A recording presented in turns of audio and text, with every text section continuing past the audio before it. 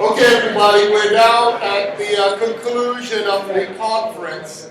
The program had set a different kind of conversation, but we've been going so intense that we figure we'll go straight to the ending where we give the transition of leadership. For what many of you may not know who are coming for the first time is that this is the conclusion of the presidency and vice presidency of Jane Gordon and Rosario Guevara, okay? And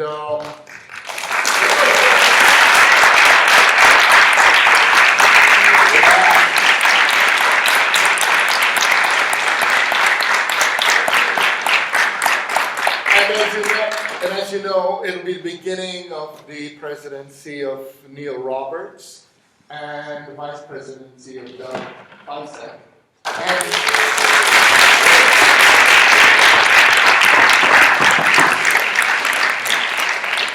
And they'll be working on, wow, we sound so, bureaucratic, but they'll be working on the transition, as things go. And word has it, so that's been decided. Yes, oh my goodness.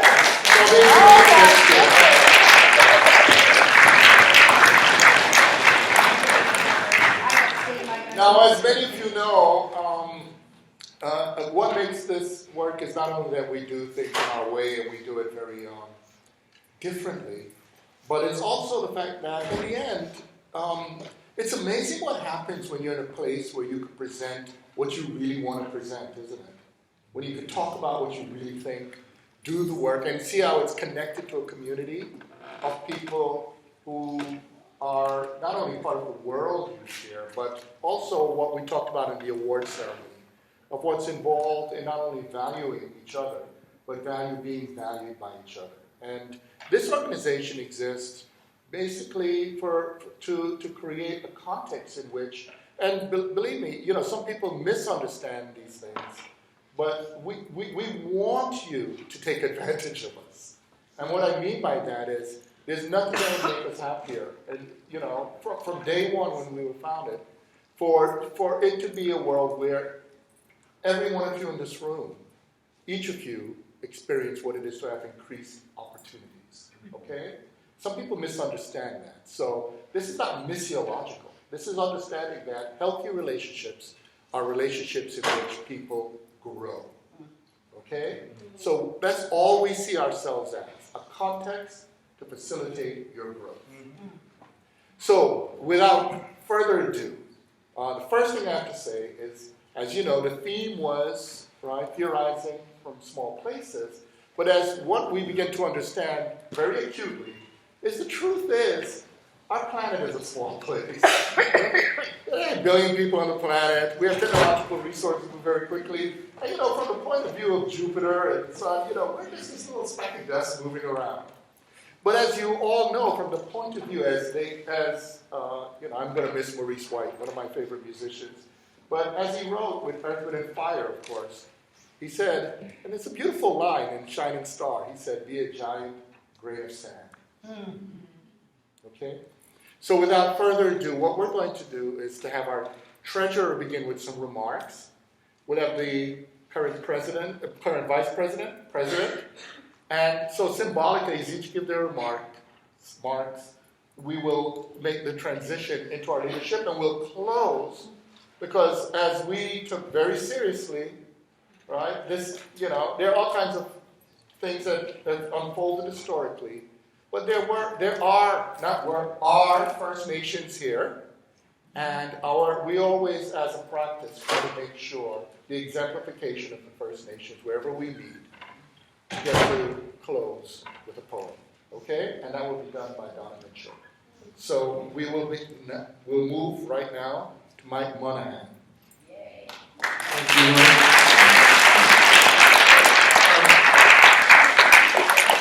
So I am the treasurer of the organization, but I have a sub rosa position as secretary of libation and strong spirit. And it is in this latter capacity that I am to operate today, because it is my privilege and honor to be able to recognize spiritually the tremendous work that Jane and Rosario have done.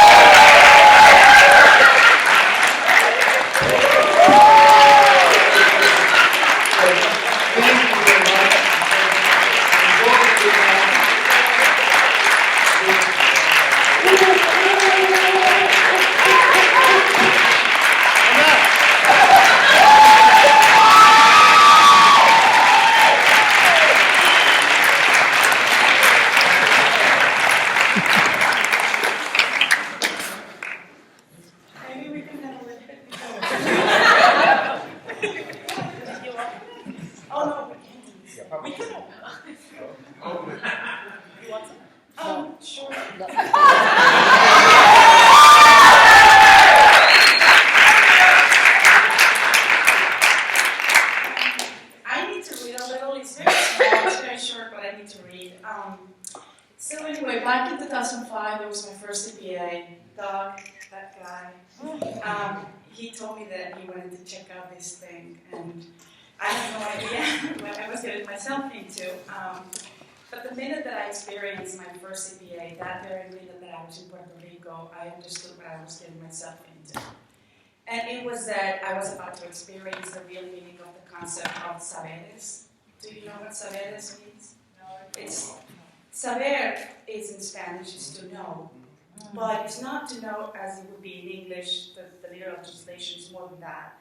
To saber is to know, to feel, to reflect, and then to exist. So if you don't know either, then you don't know. So tú no sabes. So this is the first thing that I realized I was going through with the CPA. So it became my fruit, and I can say this to everyone. That is my yearly fruit every time that I go to the CPA every year. And this fruit is a fruit that is very special because for me it has 5 seeds. And then I take these seeds with me, and it makes a garden, an organic one, hipster one, maybe. And so the first seed for me.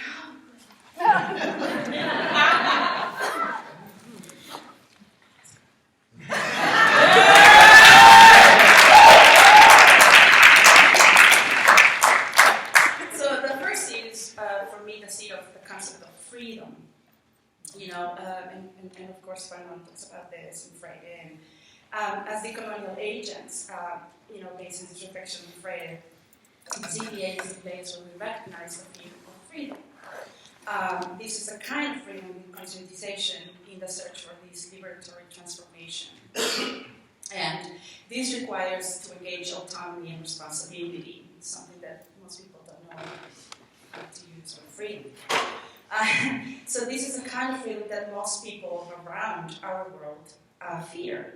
And here in the CPA, we know how to control that fear, how to use it to do better things. From epistemologies that are produced in the borders of mainstream thought. You know, because what we want is to relate this freedom to the understanding of el buen vivir, the good living. And this concept of el buen vivir comes from the original nations, and I don't say indigenous peoples, I say original nations, because it is the model of societal sharing that constructs from a very pluralistic view to a pluralistic encounter, to a pluralistic objective, to decolonize by creolizing, by weaving and not just cutting, to seek harmony with nature. So this is the freedom fighter from the CPA every year. The second seed that I take from this is what Anzaldúa calls herida abierta, an open wound, and some of you know Anzaldúa's work.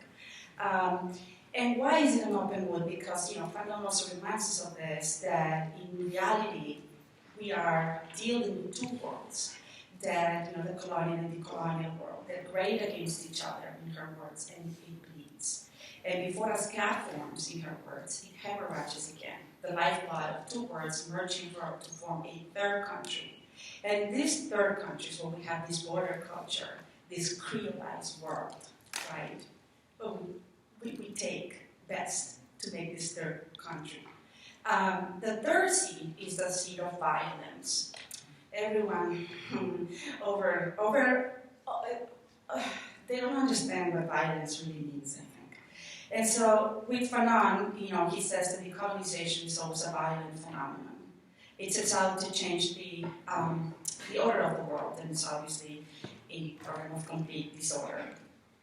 So from this herida abierta, decolonization is then the meaning of these two forces that are opposed to each other. And because of their very nature, it cannot take place unnoticed. So we are noticed, and when we are noticed, obviously, as we have talked here in the conference, we are invisible, we become visible, and we become violent, right? And I think it's okay. I think it's very okay. And this, then, violence brings me to love as my fourth seed, because indeed, violence has to be related to love in this sense. So the thing is that when we talk about love in research in social sciences, Freire reminds us of this in his book on teachers as cultural workers. In the CPA, we don't fear to be called ridiculous or unscientific because we dare to love. See, here we study, we learn, we teach, we know with our entire body. We are not afraid to do all this with feelings, with emotions, with wishes, with fear, with doubts, with passion, and with critical reasoning. Here in the CPA, we don't dichotomize cognition with emotion. Right? And my fifth and last seed has to do with the concept of educación, not education. And I'm going to explain why. Doug and I have talked about this several times, and it has worked to, here with different things that have happened in the conference this time. Everyone has said, or at least the people that I've heard lately, that the CPA feels like home. And coming from a Mexican family, the meaning of educación for us goes beyond the meaning of education, as it is in the US. In the US, education is strictly tied to the idea of schooling. But in my background, educación has to do with understanding our surroundings. For example, this morning, my friend Marilyn Sabat and Caroline Kiosek told me that I was very generous. And I said, I don't think I'm generous, I think I'm considerate. Because when you're a kid, for example, in a Mexican family, they teach you to be considerate of the other. And what has happened with the CPA is, if my educación taught me to be considerate of the other, the CPA has done the same, but not with the other, but with the non-other, as Louis Grumman has expressed. So, in my first CPA as vice president in San Luis in 2014, I presented a paper on the concept of death. It was the first time that I developed this idea from Aztec philosophy. But 2 weeks later, my father passed. Don't be sad, it's okay, it's all good now. But I became extremely anxious to ever write or to ever present to him. And it's been a process of these 2 years as vice president. So, I am forever thankful to you, my family, for bringing me back to my feet and making me speak you with these faces.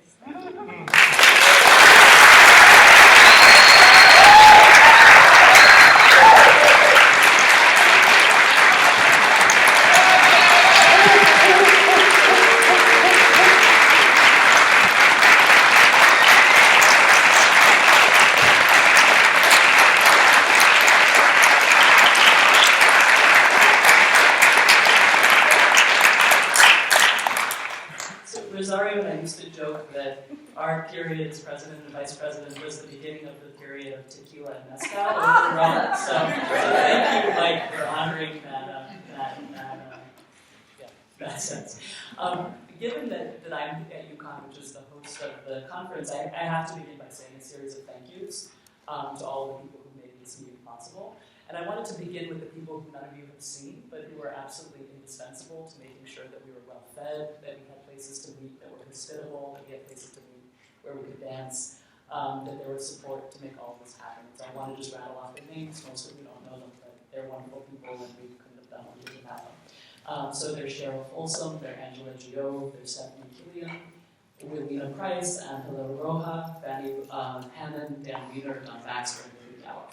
And then there's people who have been omnipresent at the meeting, and those are some of our wonderful UConn graduate students. So first are Adelina and Dana, with whom none of this would have actually come off if they're here.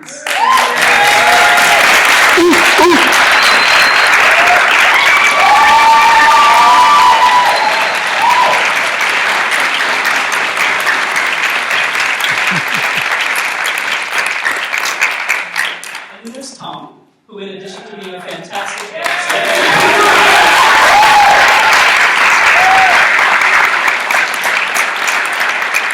And also make sure that we could all share rides to and from campus if they were affordable.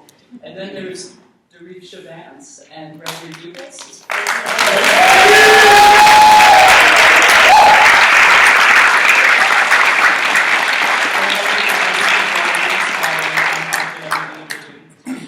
And then with the summer school, Drusilla and Oscar aren't still here, but Paget is. And I wanted to thank them simply for so positively exemplifying the spirit of this organization. And then also Maboko. Where's Maboko? So Maboko, since I sat in your class at the age of 21 or something, maybe 22, I had this commitment, it was sort of quiet one, that my students would get to be your students. And so one of the things that made the summer school so fantastic was maybe it was short, it was a day rather than a semester or a year or years, but we would at least initiate that process. And so I'm delighted.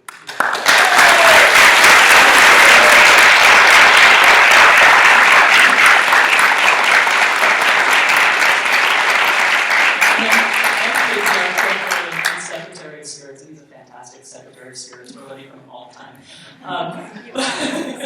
But he's also, in addition to being one of the most continuous members of the CPA leadership, just such a fantastic part of the CPA summer school. I mean, just a fantastic mind, fantastic human being. And in terms of Rosario and my leadership, it's wonderful to have somebody who you can completely rely on, to just have such fantastic judgment, and just to be such a fantastic human being. So, in terms of just Rosario and my leadership, Mike has been thoroughly indispensable, and I want to be able to say so.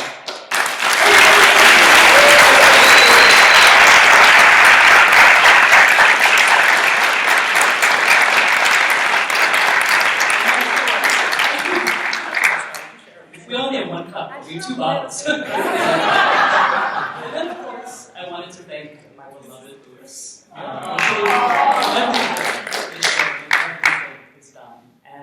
I know how much all of us love him, but I have the unique privilege of getting to spend all of my life with him.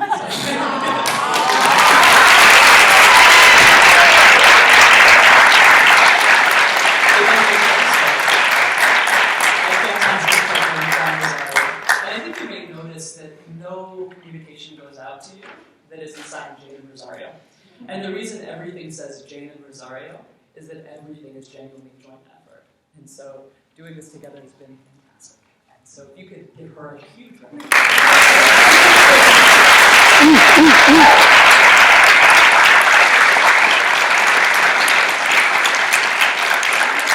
say this both because it's a pleasure to be able to thank people in public in front of people who appreciate what I'm saying. But also there's a lot of knocking of the possibility of collective shared leadership. There's a lot of cynicism about the possibility of it. And I think one of the many things that CPA demonstrates so concretely, but also so beautifully, is that this can happen. It's so much more meaningful as a result. So, but as Louis said, this meeting marks the transition from Rosario and my leadership to the beginning of Doug's and Neil's. And I wanted to just say a few very brief things about some of what we've done over the last 3 years. And preface it by saying I think that only Mike and Louis may know that I was really, really reluctant to become the president of the CPA.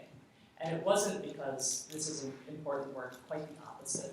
As all of you have seen, this is so much more than an intellectual association. The stakes are so high, what we do is so important. And frankly, I was terrified that I wouldn't be able to lead in a way that would live up to that project.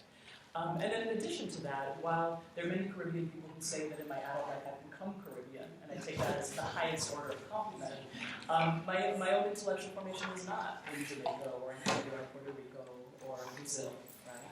And then in addition, the first 10 years of the leadership of this organization was under Louis's leadership and then Nelson Maldonado Torres, and they were fantastic intellectual ambassadors for the organization. And they literally traveled the world talking about what we were doing and why it was essential. And frankly, I had a sense that that wasn't either what I wanted to do or what I could, given my own commitments to this institution and at home. But then what I did was to take the organizing model of our organization very seriously and to realize that the aim isn't to duplicate how other people lead, but to lead in one's own terms.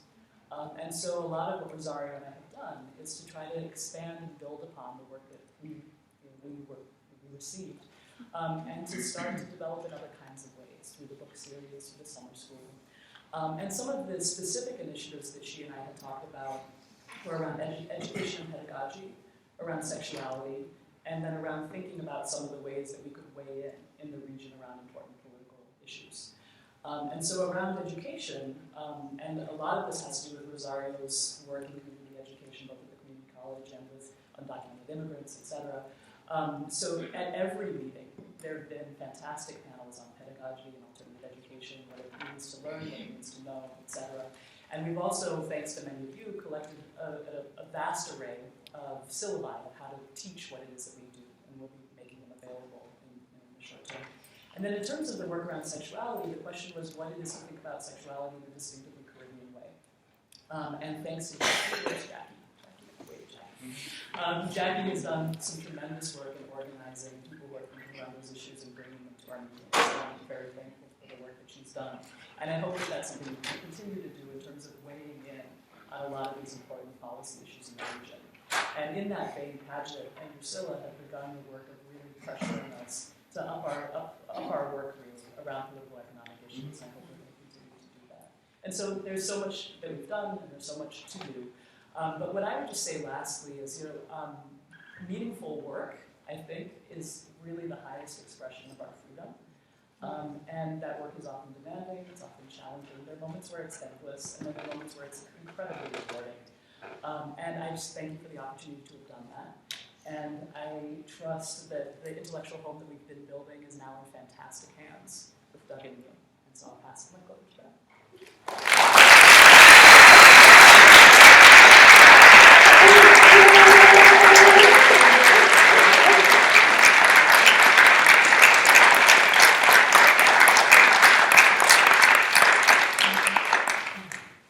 I'd like to begin by really saying thank you again to Jane and to Rosario Torres, as many of you know her, for doing an amazing job these last few years. The CPA has grown, the CPA has expanded, but one of the things that hasn't changed as maybe we've grown a little bit bigger is that this still feels almost like a family reunion. It feels like an extended family. One of the things that I was saying the very first day of this year's meeting is that you turn around and you see someone else you want to give a hug to, someone you haven't seen in a while, and there is such a positive attitude here, and it really is like an extended family. And so even as we are growing, and even as we've grown, that's something that hasn't changed. And I think it's because of your humanity and your decency and your intelligence. Also, by the way, I'd like to point out that Rosario and I will be having an anniversary very soon, so that's something that we can celebrate.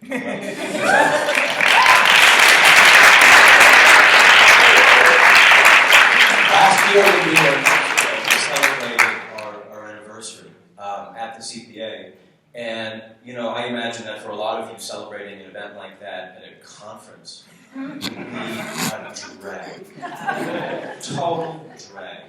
At the CPA, it's exactly the opposite, because there really is a profound love and a profound decency that exists here. And one of the things that I strongly feel about the CPA is, yes, we do intellectual work, but that's not all we do. I think there's a deep commitment that we all share to decency, to humanity. I think there's a humanism that undergirds the entire organization.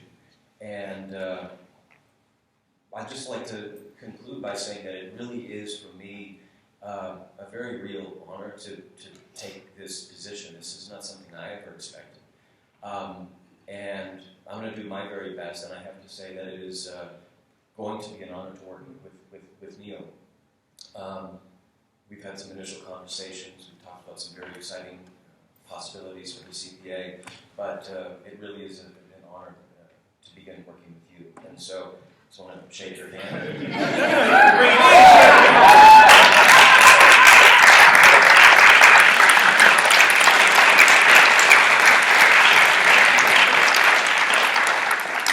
Good evening, everyone.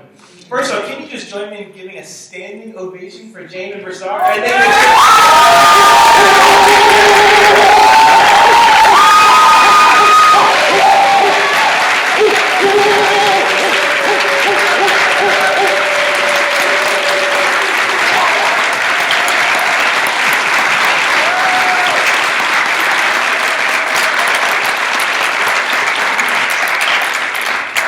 I think that's necessary to do. I just know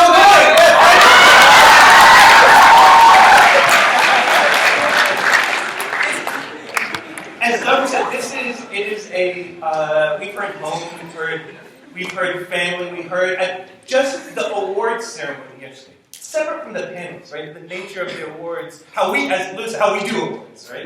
It's not about a dialectic of recognition. It's about the type of the valuation. You know, I mean, Anna Julia Cooper said in The Voice of the South, what are we worth? You know? Many people whose work has been devalued, or maybe is seeking recognition in places outside of those around us. And so we have really big shoes to fill, because among the many things that Jane and Rosario set as a standard was not only high intellectual work, but also really continuing building a community that is really means a lot. And I should say, in terms of my own travels to the organization, I started as a graduate student. I should say financially challenged graduate student. And I think I'm trying to remember if I mentioned this earlier too. The first meeting was in Barbados, but the second meeting, this is true. Many of the probably senior people have known this. I literally had $100 in my account the second in the meeting in Puerto Rico, so I bought my ticket. I got there, and Paget, I don't know if you remember this, but we met in Old San Juan, and so there's the first day, there's the meal, and then people said, well, where are you staying? I said, that's a good question. And so Paget, Charles Mills, and Teodoro Security out here had a flat that they rented in Old San Juan, and they said, well, the sofa is open, and that's where I stayed. Speaking of spirits, there's still someone who I owe a bill from Old San Juan to cover a drink. But on a serious note, the idea is that in terms of what didn't exist then, because we couldn't have known it because we were in new territory, which exists now as a summer school. And among the things that, in terms of the legacy, right, of your tenure, is the idea of being able to see many people in this room who attended the summer school, including myself. Because the model of the summer school here is a different model, right? The teachers are also the students, right, in the summer school model. So you may present a session, and then you just join the collective right afterwards and get out your notebook or your laptop, or maybe you just want to let it sink in. But also to actually really, the idea of us having a summer school that then also filtered into the conference, that's something that maybe in our political imagination we were thinking of beforehand. It was really just a sense of just trying to actually have an organization that could, and it's the term that I don't think will get old, right? Shifting the geography of reason, right? And so it's a delight to be able to try it over the next 3 years for both of us, really together, right? To think through. And so I do want to mention a couple of things, because there were those who were at the business meeting, but the majority were not. And so in terms of some of the things on the horizons, as was mentioned in the beginning, we will meet next year in Jamaica. Our plan is hopefully in August to both be able to announce not just the call for papers, but the dates for both the annual conference and the summer school together. It was great to have also feedback during the business meeting, because something that came up, speaking of graduate students, was a sense of maybe trying to have, right, that Dana was mentioned, maybe trying to have conferences of graduate students, knowing before coming to the meeting that how can we actually build in, right, space for grad students to talk to one another in addition to others. So what Doug and I are hoping is, not only with the call for papers, but to try and, snap, you can snap, to try and think about that. And it means, as I said, to me, because I ended up being the first secretary of graduate students, and so it's really amazing to see how things have evolved. But in terms of the conferences, so in addition to Jamaica and then two others, one of the things that we had discussed from some months ago before the transition was there are so many other months in the year in which it would be nice to have meetings, but not necessarily as limited as people around the seminar table, but so larger than that, but smaller than our numbers here. And so what we're planning is during the kind of the body of the year, outside of the annual conference and the summer school, is to have select meetings in other places that are not in place of the summer school, but are complementary to it. So 2 places we already know that we're hoping over the next year are both the United Kingdom and South Africa. And this is what I'm going to say next is not set in stone, but different areas that have come up, been from Martinique to Germany and St. Martin and a few other places. And so we will see how it goes. Accrylization is in process, right, Jeremy? So there are things that we know over the kind of year and a half horizon, but there are other things that that collectively we'll see together and also try to take your feedback. And I'll be short simply to say that it's a real honor to be able to kind of work with you all, and that's really what it is together. So I guess with that, I'll say I know we have a transition to a poem. Is that, or if you want to say some kind of. If Donna and Ms. Mitchell could come up to close our 13th annual meeting.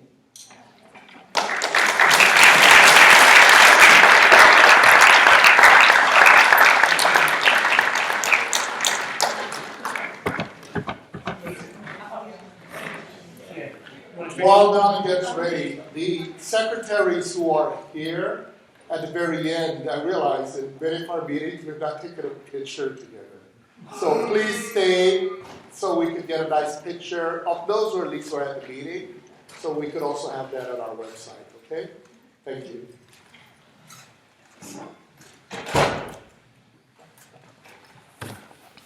Where does one begin?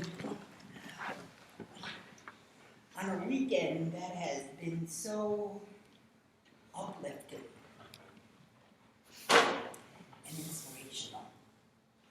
And don't mistake my tears of sorrow, but they're tears of joy. To be surrounded by a loving community who wants to spread love out into the world. And I want to start, first of all, by Louis and Jane and all the other people that they included in their circle. That has meant so much. And I want to start by telling a story about a Nobel Prize winner of the Anishinaabe people in Maniwaki, Canada, who has seasonal retreats for every solstice up in Maniwaki. And I was privileged to go to 2 of his retreats where people from all over the world came to listen to his knowledge. And the one thing that he did on a regular basis was he brought out the J1 treaty belt that formed the treaty between the French and the Canadians. And it represented the history of his people, made with our sacred shell called the quahog, but it was also called the wampa. And if anybody has seen the largest clam in the clam family, which is the quahog, the center of the shell is like an ivy white. And then the perimeter of it has various shades of purple.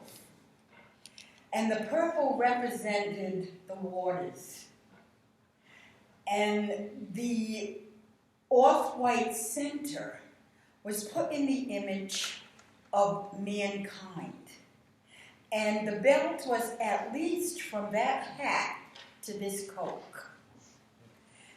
And in it was, on the east and the west, nothing but various shades of wampum to represent all of the oceans and all the seas that interconnect with each other, that are all connected. And in the center, there were 4 images of mankind, representing the 4 races of mankind. The red, the yellow, the black, and the white.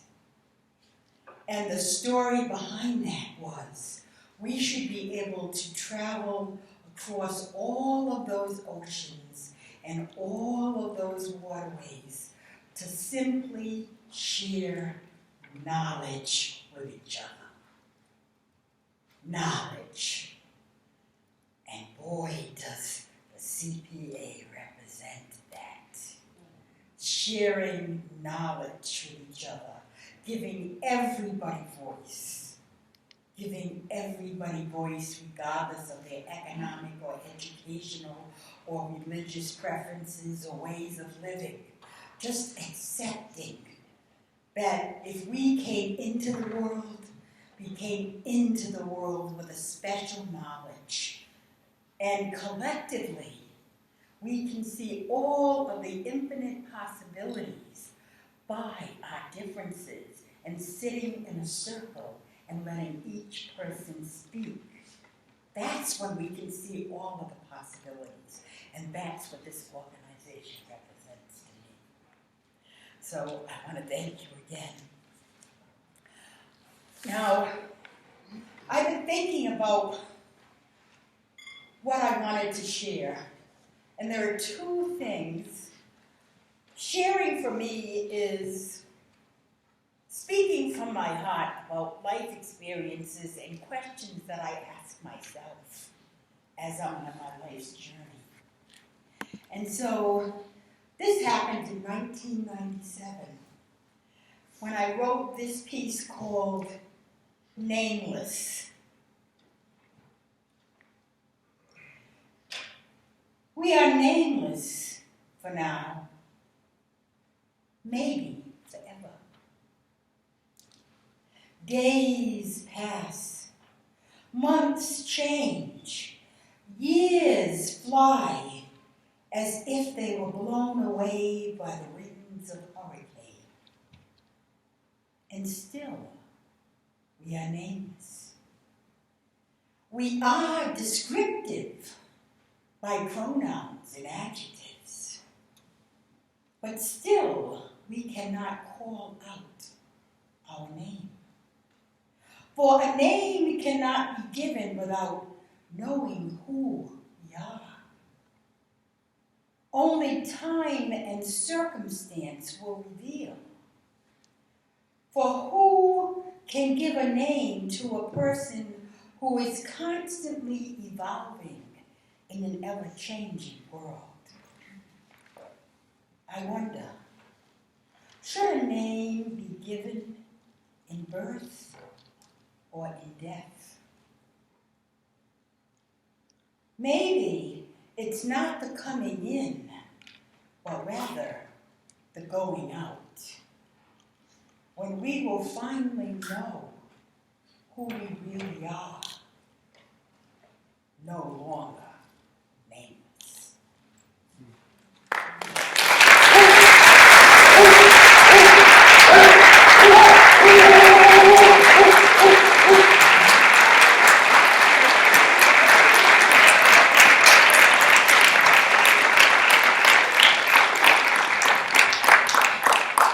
And I want to share one more piece, and it's a piece that I had the honor to have Paget published in the CLR James Journal.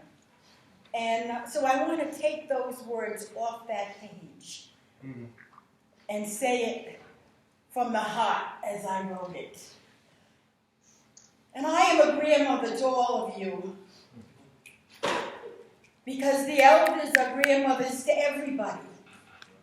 And the mothers, and the fathers, and the sisters, and the brothers. When we live in a good world, we're all looking out for each other and filling the space where a void has happened. And so this is what I'd like you to travel out into the world with. And the name of the poem is The Journey. And in my people's way of looking at it, the red path.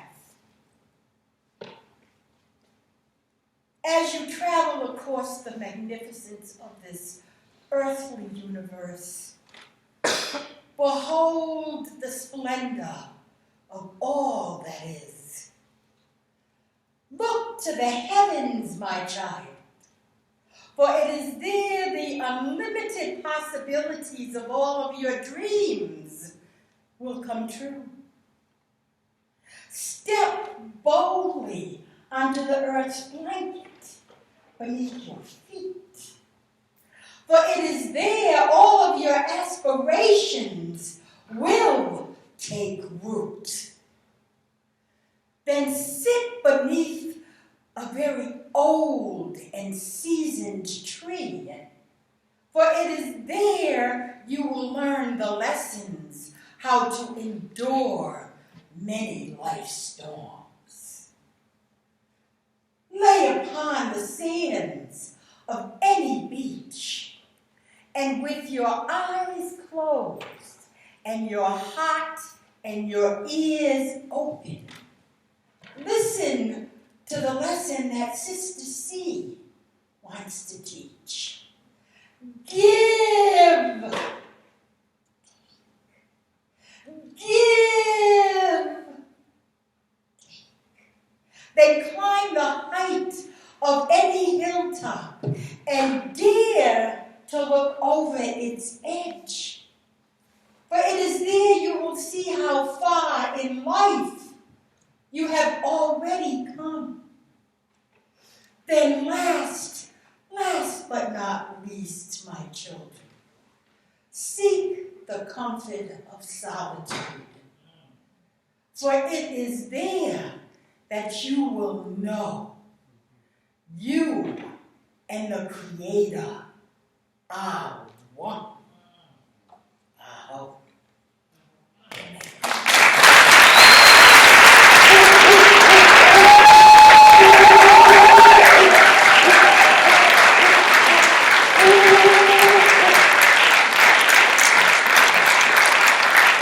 You're not the president?